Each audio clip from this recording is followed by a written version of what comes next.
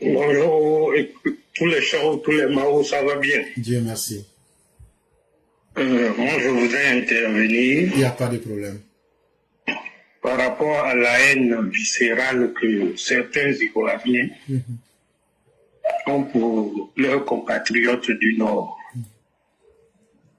Moi, c'est une haine que j'aurais pu comprendre si, dans le passé précolonial de la Côte d'Ivoire, il y avait eu peut-être de l'affrontement entre nordistes et ceux qui se réclament vrais Ivoiriens, de sorte qu'ils puissent ruminer une vengeance. Il n'y a jamais eu ça. Et pour rien comme ça, on s'en prend à la communauté du Nord une haine injustifiée et inutile. Et pour revenir à l'affaire de Topa, moi j'ai servi dans une localité du centre. Vous vous rappelez que lorsque le président a réussi à s'installer, il a fait venir un avion Airbus cargo qui est venu pour près de 250 millions de médicaments pour soigner les Ivoiriens. Et dans cette localité-là, le personnel médical qui était essentiellement LMP, ils ont vendu les médicaments à des femmes, comme on le dit, commerçantes de médicaments de rue, de sorte que quand vous allez à la pharmacie de l'hôpital, il n'y a pas de médicaments. Une façon de saboter le travail du président et dire qu'il ne fait rien. Vous voyez jusqu'où va la haine des gens. Mais ils ne font pas du tort au président de la République, ils font du tort à la population ivoirienne. C'est vraiment ce que je voulais apporter. Il faut qu'ils se revoient, il faut qu'ils fassent preuve de sagesse et qu'ils comprennent que nous ne sommes pas responsables de leurs difficultés, de leurs échecs dans la vie.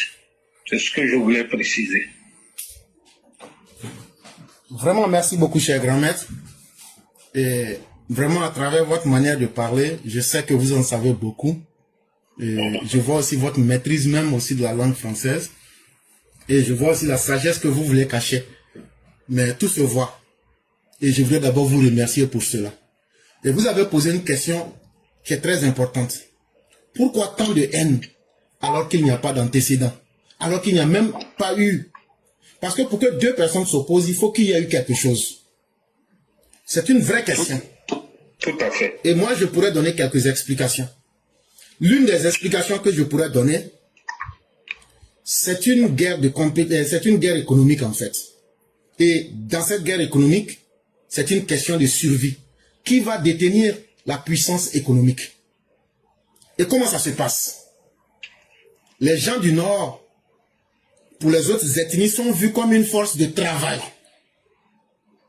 Tant qu'ils peuvent travailler et tant qu'ils peuvent servir à alimenter le circuit économique, mais que c'est les autres qui dirigent le pouvoir, on peut les tolérer parce qu'on a toujours besoin d'esclaves. Et donc, il ne faudrait pas que la population du Nord s'intéresse à la politique. Parce que la politique est vue non seulement comme une force pour contrôler les autres, mais quand tu es politicien et que tu commandes, c'est toi qui détiens l'argent du pays.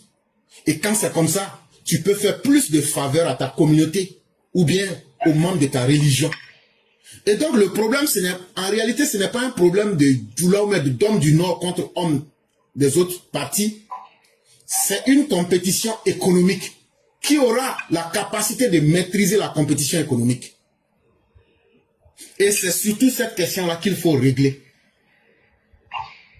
Ça, c'est une des explications que moi je pourrais donner. Et comme vous le dites, la solution pour moi, c'est la justice. Il faudrait que on continue d'accentuer la formation des Ivoiriens. Si quelqu'un te dit un mot blessant de xénophobie, comme de la manière, on ne peut pas dire à un noir nègre aux États-Unis. Sinon, les noirs entre eux-mêmes se disent nègres. Mais si un blanc dit à un noir nègre, ça devient un grand problème. Il faudrait que la loi encourage les uns et les autres à prendre conscience que ce n'est pas en voulant catégoriser l'autre que tu vas forcément faire ton bonheur. Si tel était le cas, les Baoulés seraient riches aujourd'hui avant les gens du PPAC. Et les gens du PPAC seraient aujourd'hui plus riches que les gens du RDR, RHDP. Parce que chacun de leurs leaders étant venu au pouvoir, ils n'ont pas pu rendre chacun riche. Donc ça, ce n'est pas la solution. Aider quelqu'un à prendre le pouvoir parce qu'on est de la même ethnie, il va nous favoriser une vie.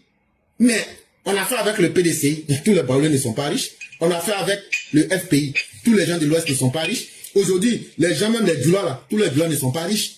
Donc, c'est une fausse conception que les politiciens utilisent pour traîner les masses derrière eux en tirant les fils du tribalisme pour avoir un électorat, mais en réalité, il ne peut pas satisfaire.